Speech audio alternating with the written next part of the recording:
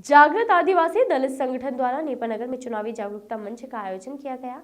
Rally एवं आम सभा के माध्यम से कार्यक्रम में नेपानगर विधानसभा क्षेत्र के मतदाताओं पर सभी उपस्थित प्रत्याशियों से जनता के जमीनी मुद्दों पर तीखे सवाल किए गए।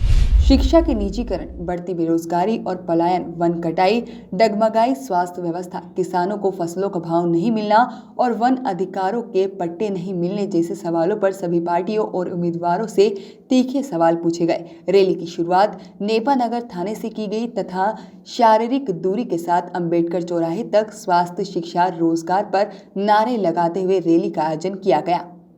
विधानसभा क्षेत्र में रोजगार की कमी से ग्रामीण एवं शहरी युवा और आम मेहनतकश जनता दोनों ही त्रस्त हैं।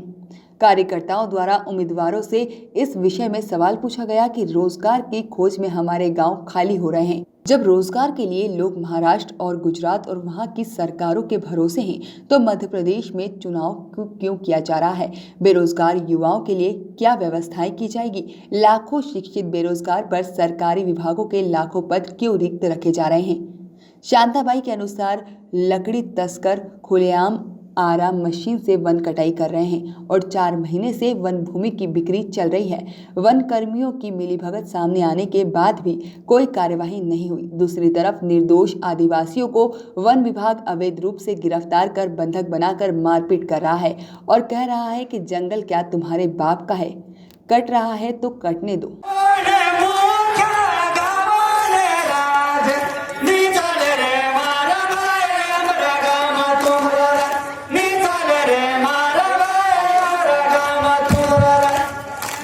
उनसे शिक्षा की और रोजगार की और स्वास्थ्य की और जो वनों की जो कटाई हो रही है उसकी, और जो पात्र दावेदार है उनको अभी तक के ना उनका अधिकार पत्र दिया गया है उसकी, ये इसकी मांग कर रहे हैं हम। और यहाँ से जीत के जाने के बाद में कैंडिडेट जीत के यहाँ पर बुला रहे हैं कि हम तुम इस चीज़ों पे, इन मुद्दों पे तुम्हारी क्या योजनाएं रहेगी, क्या नीति रहेगी और किस तरह से तुम शिक्षा को सुधारोगे। अभी नेपानगर में शिक्षा अस्पताल नहीं है, शिक्षा नहीं है, और आदिवासियों को अभी एक शिक्षा नीति लाई गई है, उसमें अभी ऑनलाइन सब कुछ कर दिया है। तो गांव में टोले में रहने वाला आदिवासी का जो बच्चा है वो कहाँ से शिक्षा प्राप्त करेगा? मोबाइल उनके पास में है नहीं, मोबाइल है तो उनके पास में बैलेंस नहीं है, बैलेंस है तो उनके पास में बिजली नहीं है। तो ये सब जो समस्या हैं उसको कैसा पूरा करेंगे ये? तो हम उनसे, जनता पूछेगी उनसे कि जो तुम्हारे जो मुद्दे हैं उस पर क्या करोगे, स्कूल के लिए क्या करोगे तुम, अस्पताल के लिए क्या योजनाएं रहेगी, तो वन अधिकार के क्या योजना रहेगी तुम्हारी। जो 13 सालों से जो वन अधिकार अधिनियम कानून बना हुआ है और अभी भी उस पर उसकी जो प्रक्रिया है वो अभी तक के प्रशासन शासन नहीं चला रहे हैं। पूरे जिले में 11,000 दावे हैं, 11,000 दावे में से ओनली 54 दावों का निराकरण हुआ है।